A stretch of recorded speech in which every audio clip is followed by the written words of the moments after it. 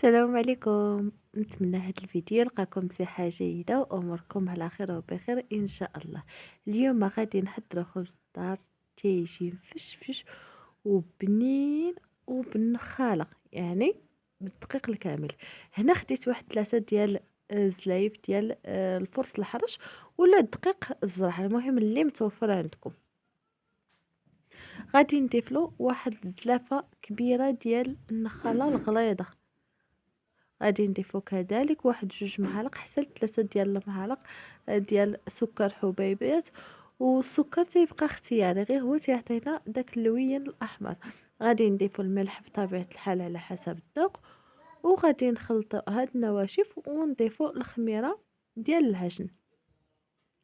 خميرة العجن غادي نضيفو واحد المعلقة حتى المعلقة ونص، مهم على حساب الجو. الا كان الجو سخون غادي نضيفو غير معلقة راها كافية، الا كان الجو بارد غادي نضيفو معلقة ونص. هنا غادي نضيفو واحد نص كاس ديال زيت نباتية، وغادي نضيفو الماء للعجن. غادي نعجنو واحد العجينة مزيان ونعلكوها، وغادي نخليوها شوية قاصحة، يعني ما غاديش تكون رخوة، تكون قاصحة. اهم شيء هاد العجين باش يجيكم مفشفش هو الهليك، يعني اعلكوه مزيان، اما بيديكم اما بالعجانه. انا هنا بالعجانه غادي نخليه واحد 10 دقائق غادي يتعلك. من بعد غادي نخليوه يختمر حتى يضاعف الحجم ديالو، ونبداو نقرصوا العجينه ديالنا. انا هنا اختاريت غادي نقرصو في سميده رقيقه وكذلك في النخاله الغليظه. من بعد ما ضاعف الحجم ديال العجينه ديالنا غادي نبداو نقرصو. شوفوا العجينه كيف كتبان معلكه وداك الجلوتين خارج منها.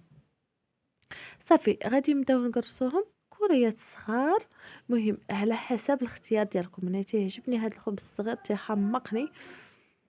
صافي ملي كتكون العجينه انها قاصحه ومعلوكه مزيان ما تلتصقش حتى في اليدين، صافي غادي نفندوها في السميده بهذه الطريقه هذه، وغادي نكملو حتى نكملو العجينه ديالنا كلها. شكلوا كريات صغار. اهم شيء ما تدخلوش العجينه لداخل في وسط الخبيزات ديالكم، يعني بقاو تجمعوا غير مع الاطراف باش ما تدخلكمش العجينه لداخل وتجيكم مطقسه وتجيكم داك الخبز. ما عرفتش كيفاش نقول لكم، تجي قاصحه وما عرفتش تجي فيها العجينه من الداخل. بقاو تجمعوا غير بالاطراف، الاصابع ديالكم العجينه هكا ما تدخلوهاش لداخل، وصافي وتفندو في السميده وتوضعوا في اللاطه.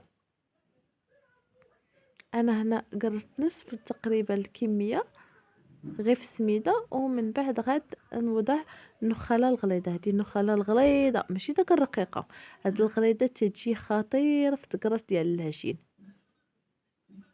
طلعي فيها العجين تجي مفشفشه، وكتجي حتى عطيها واحد المنظر خطير. المهم انا هادي هي اللي معتمده عندي دائما، يعني ملي كنت نكون غير انا ووليداتي اغلبيه تنقرص غير في هذه الغليظه. صافي غادي نخليوها ترتاح واحد 5 دقائق. كما قلت لكم غادي نخليو العجينه ترتاح واحد 5 دقائق، ومن بعد غادي نبداو نضغطوا عليها هكا بيدينا، وفي نفس في نفس الوقت عفوا كنشكلوها على شكل كرويه الشكل، تكون كرويه الشكل، يعني واحد اليد تيضغط وواحد اليد تيشكل.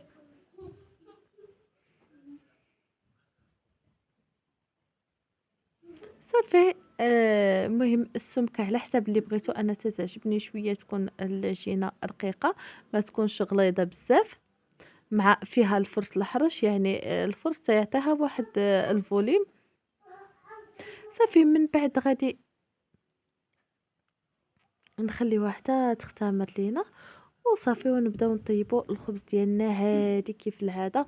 غنشعلوا الفرن نخليوه حتى يسخن، ونوضعوا من الفوق حتى طيب لينا. انا هنا غادي نوضع غير في الفرن ديال الغاز حتى طيب لينا وتشد راسها مزيان، عاد نهبطوها لتحت تحمر لينا. اهم شيء انها من الفوق تشد راسها مزيان.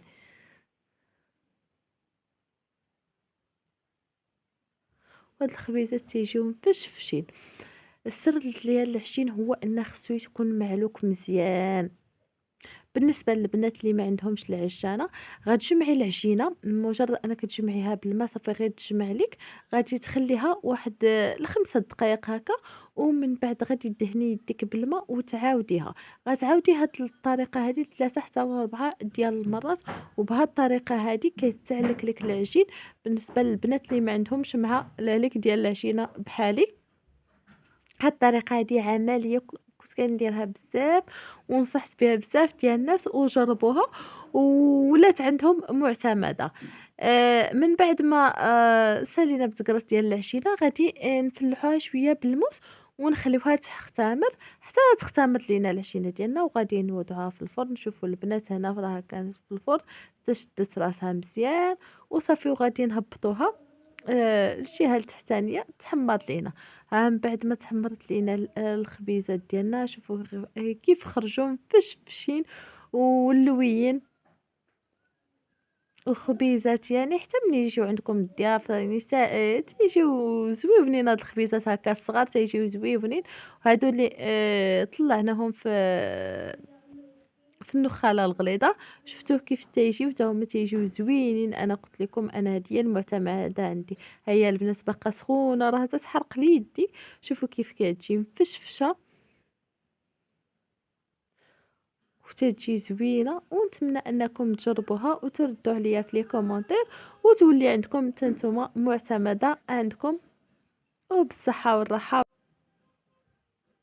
هذه هي الطريقة ديال العجين ديالي انا دائما، وكتجي مفشفشة. انا حنا من بعد غادي نرتبوها في، شوفوا هذه ديال النخالة حتى هي تجي خطيرة، وحتى الشكل ديالها تيجي زوين. لا دي في النخاله الغليظه، يعني اللي يشوفها يقول هاد العجينه دي كاع ما معجونه بالنخاله، يعني غير هي خاصها تعلك مزيان باش ما تجيش داك النخاله ابدا باينه. وبصحه والراحه والى وصفه مقبله، ونتمنى انكم تجربوها وتردوا عليا في لي كومونتير.